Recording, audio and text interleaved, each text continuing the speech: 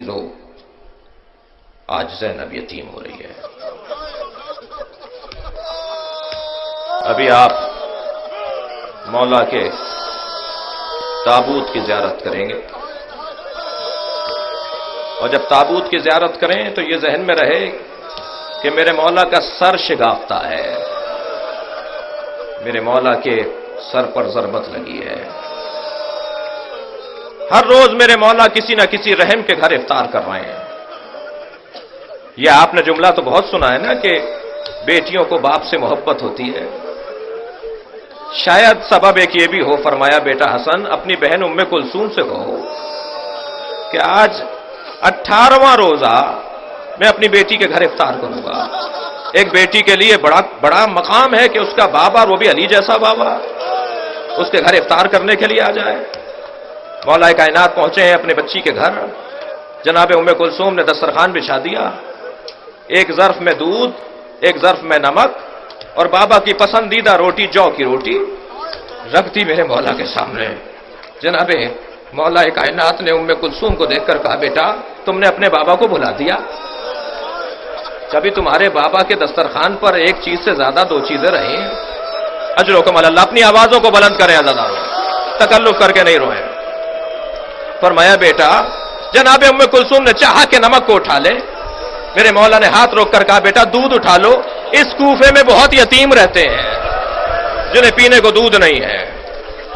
میرے مولا نے جو کی روٹی سے نمک کے ساتھ افطار کیا۔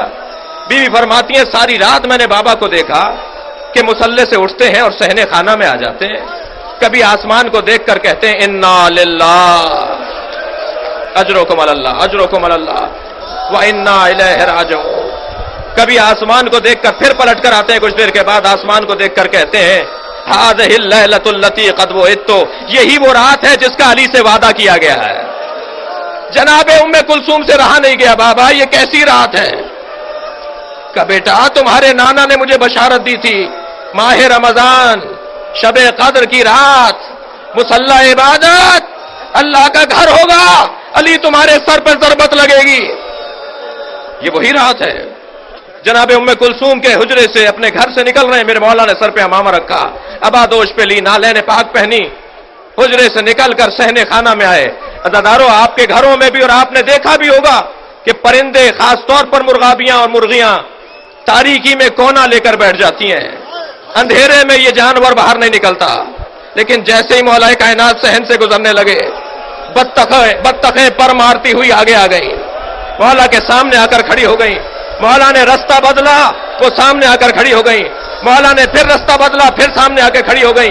مولا زمین پر بیٹھ گئے، ان کے سروں پر ہاتھ پھیرنے لگے، کہنے لگے ام کلثوم میرا نوحہ پڑھ رہی ہیں، ام کلثوم میرا ماتم کر رہی ہیں۔ میرے مولا مسجد کوفہ میں پہنچے، اجرکم اللہ، سوئے ہوئے لوگوں کو اٹھایا، ابن ملزم سے کہا اٹھ، نماز کا وقت قریب ہے۔ جو علی اپنے قاتل کو بے نمازی پسند نہ کرے، وہ اپنے چاہنے والے کو بھی پسند نہیں کرے گا۔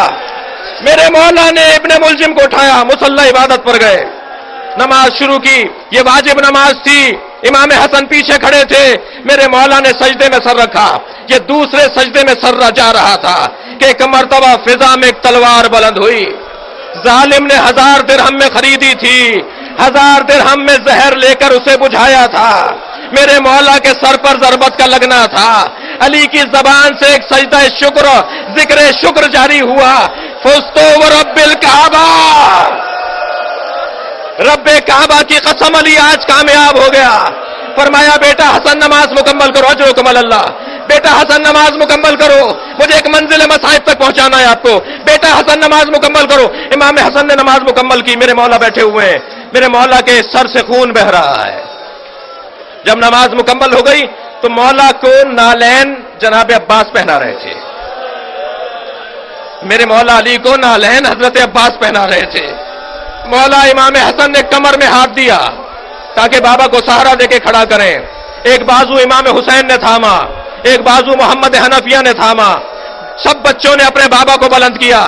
ابھی 4 قدم چلے تھے، فرمانے لگے میرے قدم سے مجھے چلا نہیں جا رہا، مجھے کسی چادر پر لٹا دو، مجھے گلم پر لٹا دو اور مجھے اٹھا کر لے کے چلو۔ जब चादर पर लिटाकर, गिलिम पर, कालीन पर लिटाकर मौला को लेकर चलने लगे तो मौला अली अलैहिस्सलाम ने, अज़ादारों गिरिया होगा इस रिवायत के ऊपर, जब मौला ने देखा कि हुसैन की आंखों से आंसू टपक रहे हैं तो मौला का हाथ पकड़कर कहा, बेटा हुसैन रो नहीं, बेटा कितने चाहने वाले आए हुए हैं।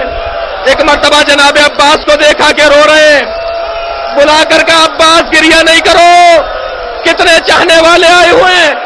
इमाम हसन से फरमाया, बेटा हसन गिरिया नहीं करो, देखो जो हक की खातिर जीता है उसे ये दिन देखना पड़ता है। मेरे मौला ने अपने बच्चों से कहा, गिरिया नहीं करो, सारे रस्ते जो अली बेटों को रोकता रहा, गिरिया नहीं करो। वो ज़ैनब को देख के रोने